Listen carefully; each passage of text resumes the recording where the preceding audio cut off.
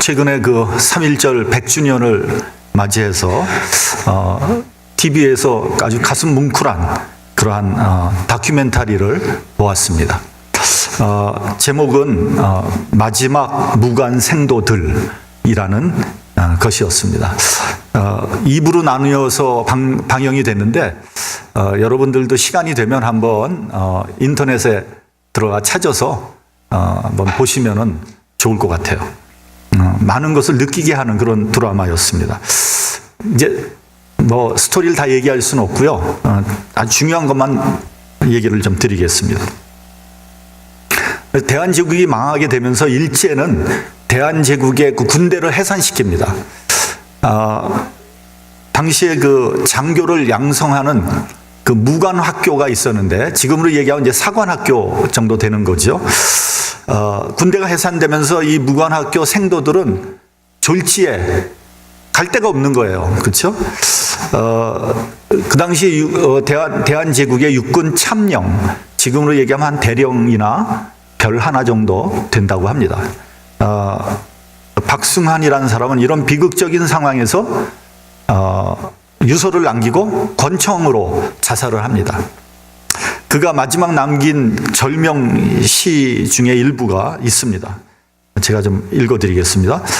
군 불능수국, 군인으로서 나라를 지키지 못했다, 이런 얘기죠. 신불능진충, 신하로서 충성을 다하지 못했으니 만사무석이라. 만번 죽은들 무엇이 애석하겠는가. 그러고 자결을 했습니다. 그 당시에 나라를 팔아먹은 그런 매국노만 있었던 것은 아니고요. 구국의 일념으로 어떻게든지 나라를 지키고자 하는 그런 충성된 신하들도 있었다는 것을 알 수 있습니다. 일제는 이 무관생도들 중에 일부를 일본 사관학교로 보내서 일본군 장교로 만들려고 했습니다. 그런 여러 명 중에서 4명이 의기투합해서 비록 일본 육사를 다니지만 조국에 대한 충성을 맹세하고 손가락을 베어서 피를 내고 그 피를 나누어서 같이 마심으로 혈맹을 맺었습니다. 그 4명의 이름은 김경천, 지청천, 홍사익, 이응준이라는 사람이었습니다. 이들은 일본군 장교로 인간이 되어 그러나 결정적인 시기가 오면 같이 탈출해서 조국을 위해서 싸우자고 다짐을 합니다. 그때 마침 그 3.1 독립 만세운동이 일어나는 거예요. 그래서 그 김경천이 결정적인 시기가 왔다고 생각을 하고 요코하마에서 만나자라는 전보를 보냅니다. 여기서 요코하마라는 것은 탈출하자라는 암호였습니다. 그 전보를 받고 지청천이라는 사람은 군대를 탈영해서 김경천과 만납니다. 만나서 그들이 만주로 탈출을 하게 되죠. 그래서 신흥무관학교로 가서 교관으로 가르치며 독립군을 양성을 합니다. 그러나 홍사익과 이응준은 망설이는 거예요. 고민하는 거예요. 가야 되나 말아야 되나. 그러다 결국 일본군으로 남게 됩니다.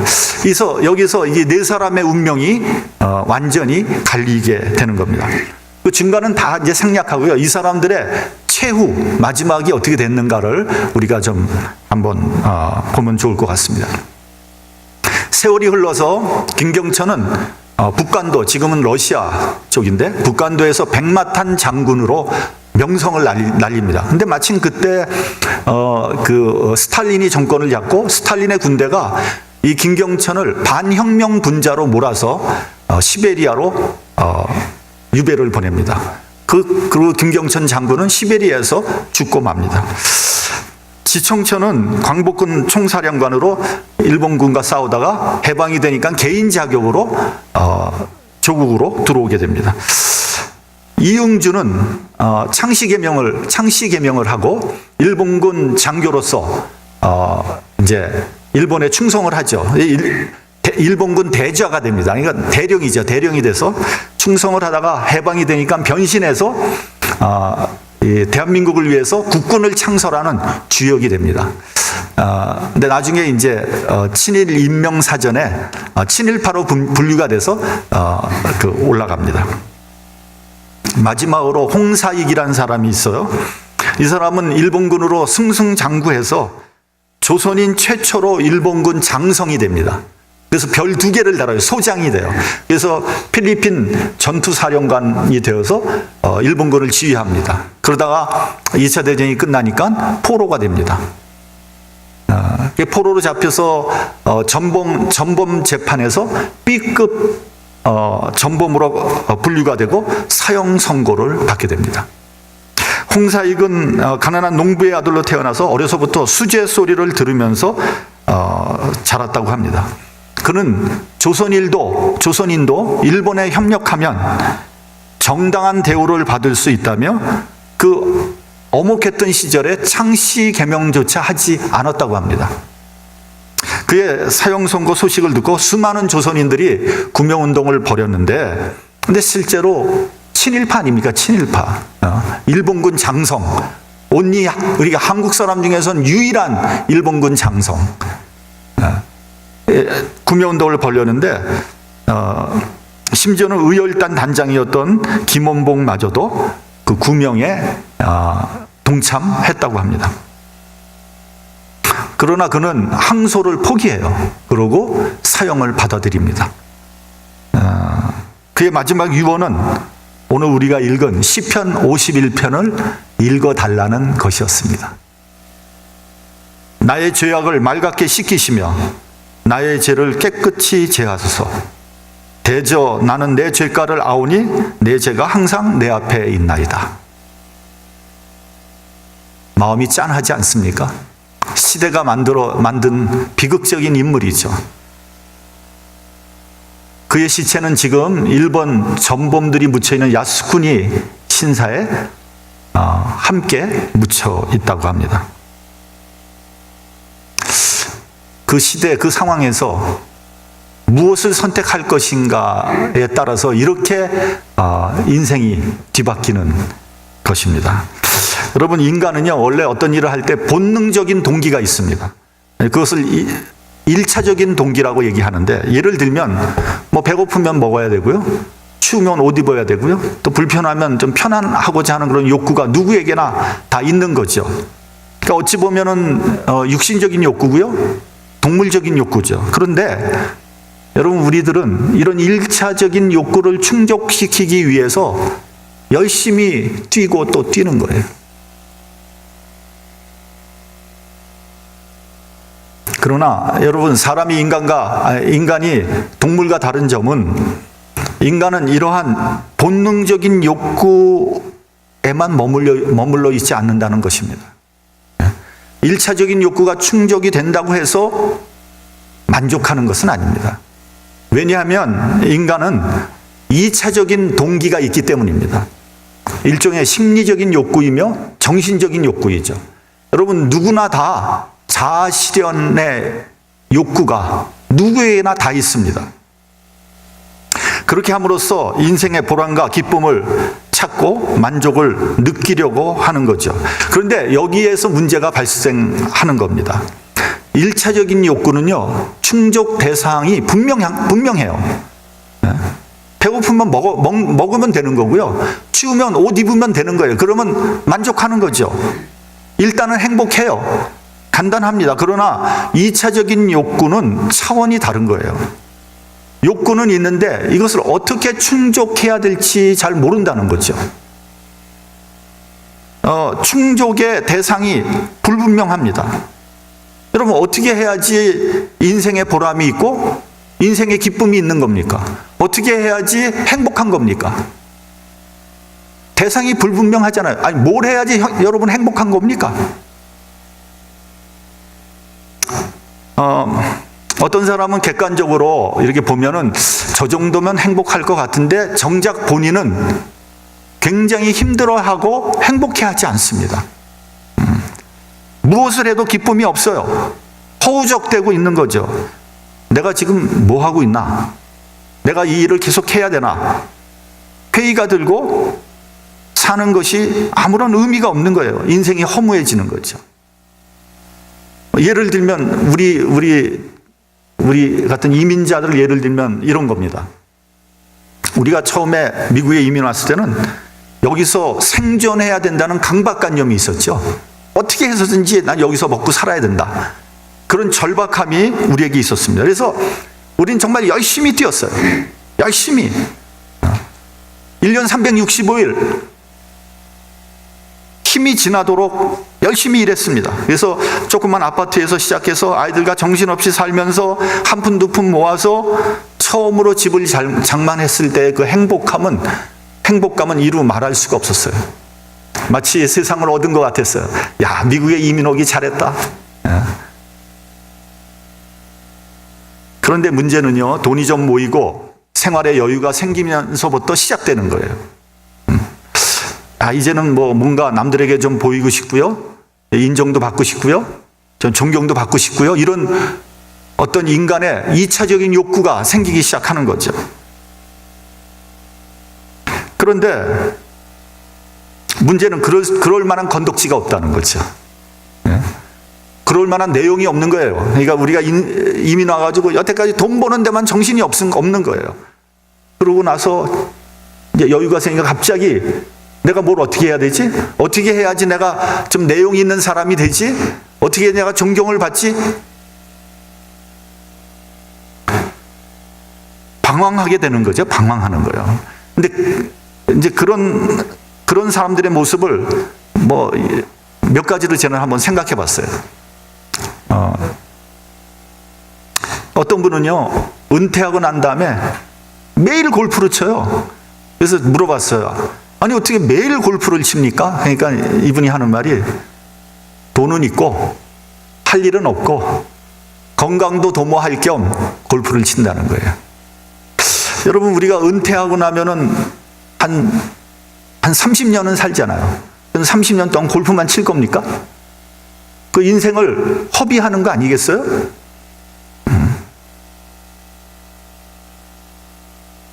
물론 은퇴를 했으니까 이제는 좀 쉬어야죠. 인생을 좀 즐겨야죠. 이해가 돼요. 그러나 일주일에 닷새 엿새를 골프를 치면 프로 골프 선수 되려는 것도 아니고 완전히 그냥 시간을 낭비하는 거죠. 그 인생 방황하는 거 아닙니까? 둘째 유형은 어떤 유형이 있냐면요, 이상한 단체를 만들어서 밥 사줘가면서 회장 노릇하는 사람들이 있어요.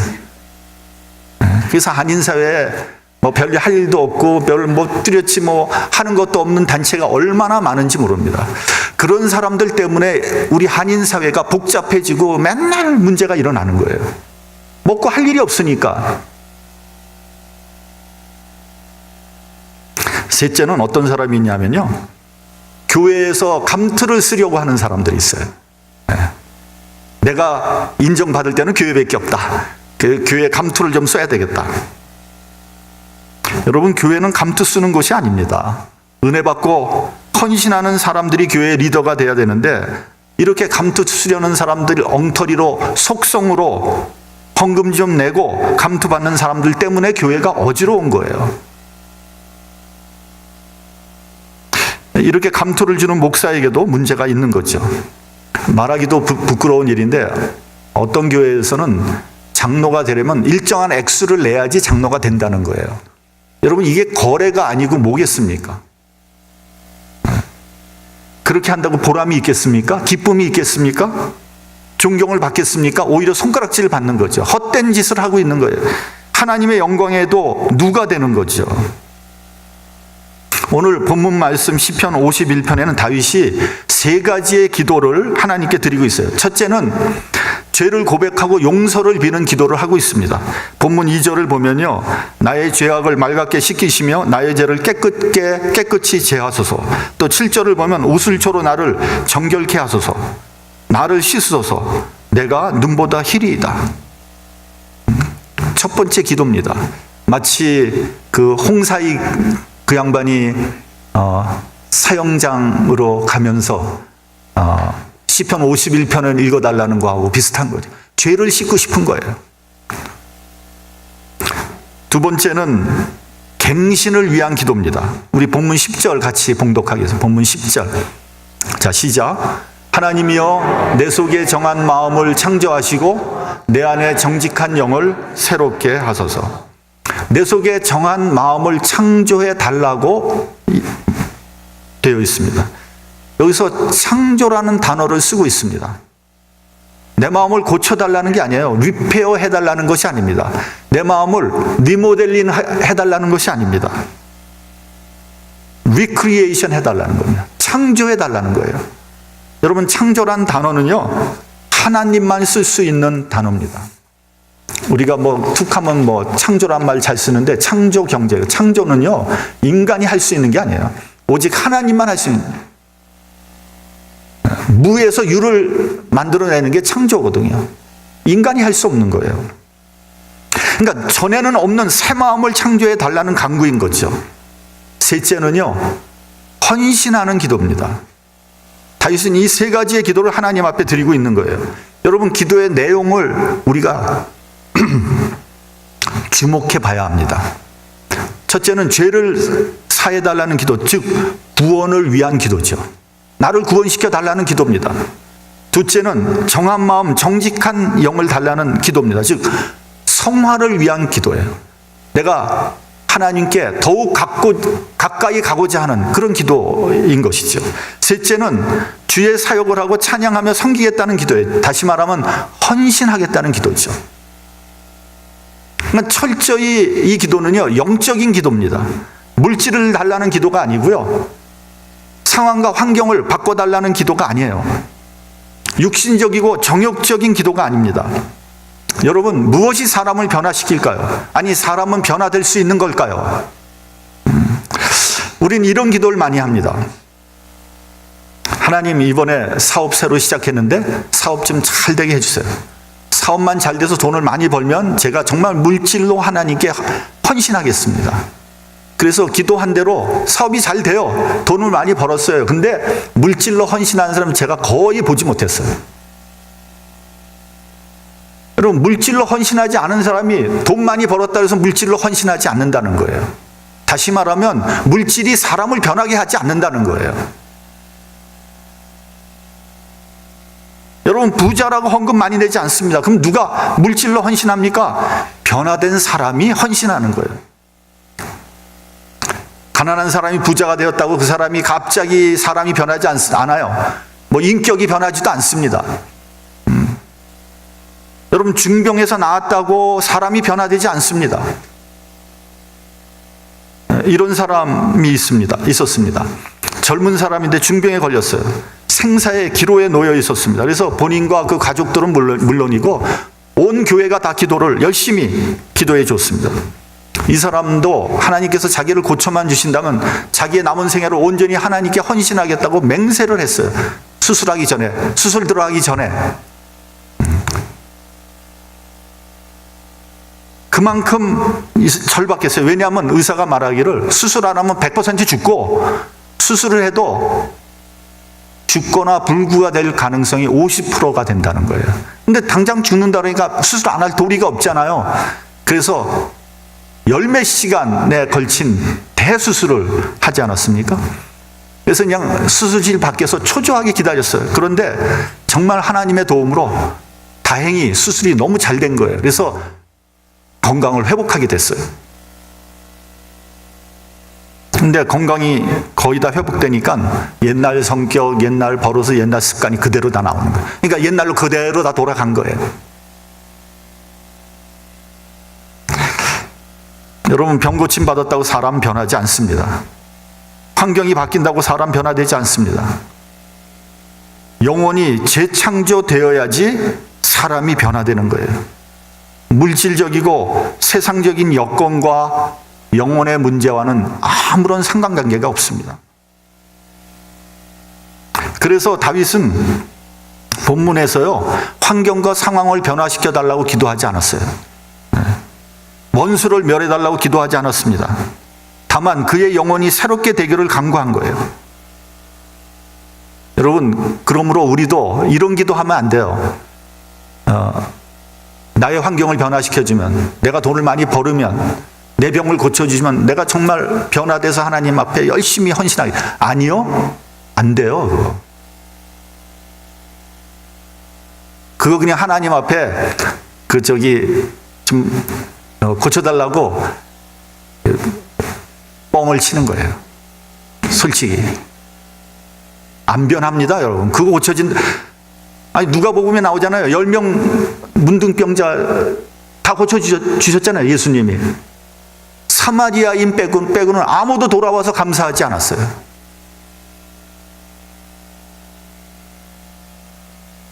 여러분, 영혼의 문제는 하나님과의 관계에서만 해결될 수 있는 거예요. 여러분, 목이 마를 때 바닷물 아무리 들이켜봐야 해결되지 않습니다. 생수를 마셔야 되는 거예요. 다윗은요, 영혼의 자유를 얻기 위해서 속죄를 받아야 한다는 사실을 잘 알고 있었습니다. 죄의 문제가 해결되지 않는 한 영혼은 자유하지 않다는 것도 알고 있었습니다. 어디를 도망을 쳐도 평안할 수 없습니다. 그래서 다윗은 하나님 앞에 기도드리는 거예요. 내 죄가를 도말하소서. 나의 죄를 맑게 씻기시며 나의 죄를 깨끗이 제하소서. 참회하면서 죄의 문제를 해결하려고 하는 겁니다. 죄에서 자유, 이것이 모든 문제를 해결하는 열쇠입니다. 두 번째로 정한 마음이 창조되기를 원하고 있는 거죠. 주의 성신을 내게서 거두지 마소서라고 간구하고 있습니다.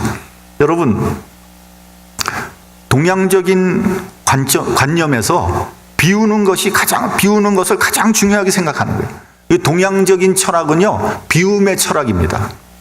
날 자꾸만 비우는 거예요. 안빈낙도하고 그냥 멀리 표표히 떠나는 거예요, 그냥.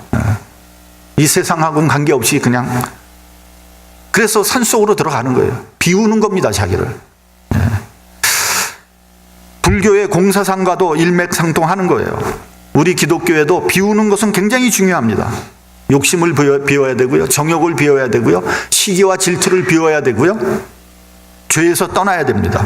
근데 기독교에서는요, 비우는 것만큼 중요한 것이 있습니다. 그 비운 자리를 뭘로 채우느냐는 거예요. 새로움으로 채우고요. 순결로 채우는 거고요. 말씀으로 채우는 거고요. 사랑과 은혜로 채우는 거고 성령으로 채우는 거예요. 그래야지 비로소 보람과 기쁨으로 감사한 마음으로 신앙생활을 할 수 있으며 사명을 감당할 수 있는 거예요. 우리 본문 12절을 같이 봉독하겠습니다. 본문 12절. 자, 시작. 주의 구원의 즐거움을 내게 회복시키시고 자원하는 심령을 주사 나를 붙드소서. 구원의 즐거움을 회복했을 때 자원하는 심령이 생기게 되는 겁니다. 여러분, 노예도 땀을 흘리면서 일을 합니다. 그러나 그 안에 기쁨은 없습니다. 생산은 해내지만 보람은 없습니다. 어쩔 수 없이 일하는 거예요. 그런 사람이 노예입니다. 만약에 여러분이 어떤 일을 하는데 그냥 어쩔 수 없이 먹고 살기 위해서 기쁘지도 않고 보람도 없이 일을 한다면 여러분은 한마디로 노예입니다. 노예가 다른 게 아니에요. 먹고 살기 위해서 어떤 제도나 어떤 체제에 붙잡혀서 일을 하고 있다면 그 사람이 바로 노예입니다. 그것에 무슨 기쁨이 있고 무슨 사명감이 있겠습니까? 기계적인 복종과 불만이 가득한 굴종이 있을 뿐입니다. 본문에 의하면 자원하는 심령을 달라고 기도합니다. 여러분, 자원하는 심령은요, 구원을 받은 사람에게 하나님께서 주시는 특별한 선물이에요. 네. 여러분, 은혜를 받으면요, 우리 인생에 목적의식이 생깁니다. 은혜를 받아야지 내가 왜 사는지, 내가 무엇 때문에 사는지가 내 안에 생기는 거예요. 그러면 사명감이 생기게 됩니다. 내 인생을 통해서 추구해야 하는 목표가 생기게 되는 거예요. 그래야지 자원하는 심령이 되는 겁니다. 만약에 은혜를 받지 않으면은요, 내가 아무리 그럴듯한, 아무리 아주 위대한, 아무리 훌륭한 인생 목표를 세워놓는다고 할지라도 그것이 목표가 될 수가 없어요. 나중에는 다 후회합니다. 나중에는 다 왜 이렇게 인생이 허무하지 이렇게 되는 거예요.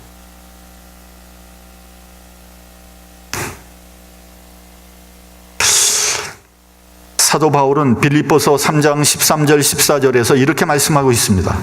형제들아, 나는 아직 내가 자본 줄로 여기지 아니하고 오직 한 일, 즉 뒤에 있는 것을 잊어버리고 앞에 있는 것을 잡으려고 표대를 향하여 그리스도 예수 안에서 하나님이 위에서 부르신 부름의 상을 위하여 좇아가노라.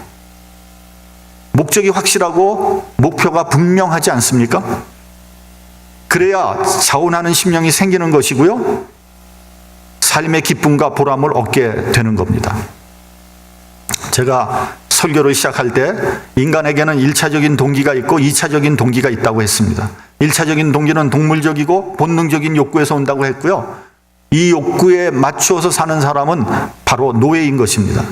2차적인 동기는요, 정신적인 욕구며 자아실현의 욕구에서 온다고 했습니다.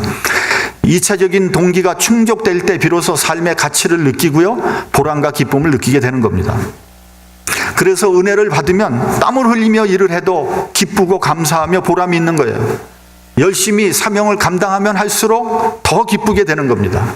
반대로 여러분, 시험에 드는 이유가 뭡니까? 인간적인 노력과 열심을 가지고 의무감으로 일을 하는데 그렇게 일을 하니까 기쁘지도 않고 감사하지도 않은 거예요. 보람도 없습니다. 그러면 당연히 지쳐가게 되죠. 그 시험에 드는 거예요. 이건 뭐 제 얘기를 하려는 건 아니고요, 그냥 용서하고 들으시기 바랍니다. 우리 교회는 2009년에 이 교회당을 사서 들어왔죠. 10년 됐습니다. 10년, 그렇죠? 이제 아마 이번 달에 교육관을 건축하기 시작할 겁니다. 너무 감사하죠. 근데 지난 10년 동안 저희는 거의 한 주도 빼지 않고 교회 청소를 담당했습니다. 물론 우리 교회 청소팀이 있고요, 또 그 수고하는 분들을 또 맛있는 음식으로 대접하는, 수고하는 그런 손길이 있습니다. 그런 분들의 도움과 협력이 없었다면 아마 이 사역을 계속 할 수 없었을지도 모릅니다. 솔직히 새벽기도 끝나고 뭐 운동하고 또 식사하고 또 청소하고 집에 들어가면 굉장히 피곤해요. 지칩니다. 다음 날이 주일인데 해야 될 일도 많고요, 지치면은 어떤 때는 좀 피곤하죠. 그러나 여태까지 기쁨으로 그 사역을 감당하고 있는 거죠.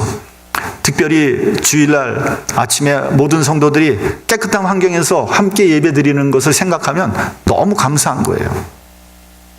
그러니까 청소를 하면서 기쁨과 보람을 느끼게 되는 겁니다. 여러분도 가끔 집에서 청소하면 어떤 때는 기쁘지 않아요? 깨끗하니까. 마찬가지로 교회에서는 이게 하나님의 사역이다 생각하고 하니까 몸은 힘들지만 속은 기쁜 거예요.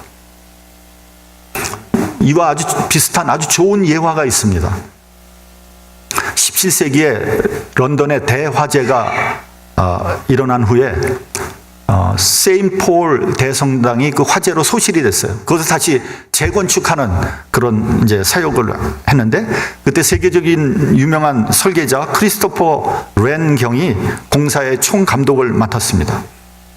하루는 이제 채석장을 찾아서 돌을 다듬는 석공들을 만납니다. 그 돌을 다듬고 있는 사람에게 물어봅니다. 당신은 지금 뭐 하고 있습니까? 그러니까 그 석공이 퉁명스럽게 대답합니다. 보면 몰라요? 돌 다듬고 있잖아요. 마치 싸울 듯이 덤벼드는 거예요. 두 번째 사람에게 물어봅니다. 당신 지금 뭐 하고 있습니까? 내가 지금 이건 뭐 목구멍이 포도청이라서 어쩔 수 없이 하는데 정말 이진 못하겠습니다. 세 번째 사람한테 물어보는 거예요. 똑같이 물어봅니다. 이 사람이 대답하기를, 저는 지금 하나님의 성전을 짓는데 쓰임받고 있습니다. 저는 원래 전과자인데 감옥에 있을 때 석공 기술을 배웠습니다. 이제 자유로운 몸이 되어서 하나님의 성전을 짓는 돌을 다듬는 일을 하니 너무 기쁩니다. 너무 감사합니다. 여러분, 세 사람이 똑같은 일을 하고 있었어요. 근데 누구는 기쁨이 있고 보람이 있는데 누구는 싸울 듯이 덤벼드는 거예요. 어떤 동기로, 어떤 자세로 일을 하고 있는지를 우리가 돌아봐야 되는 거죠. 여러분, 지금 무슨 일을 하고 있습니까? 지금 하고 있는 일의 의미를 알고 있습니까? 먹고 살자니 어쩔 수 없이 하고 있는 일입니까? 아니면 그 사역을 사명으로 알고 기쁨과 감사함으로 감당하고 있는 것입니까? 하나님의 은혜와 경륜 안에서 지금 내가 하는 바로 이 사역이 하나님이 주시는 사역이라는 것을 깨달아야 합니다. 그 일을 사명으로 알고 감사하고 보람을 느낄 때 여러분은 진정한 행복자가 될 것입니다. 바로 그런 사람이 하나님의 쓰임을 받는 사람이요, 하나님의 진정한 일꾼인 거죠. 우리 한사랑 장로교의 모든 성도들은 어떤 사역을 할 때 사명감을 가지고 기쁨을 가지고 그것이 어떤 사역이든 간에 하나님께 영광을 돌린다는 마음으로 감당함으로써 하나님께 영광을 돌리는 저와 여러분이 되시기를 주님의 이름으로 축원합니다. 기도하겠습니다.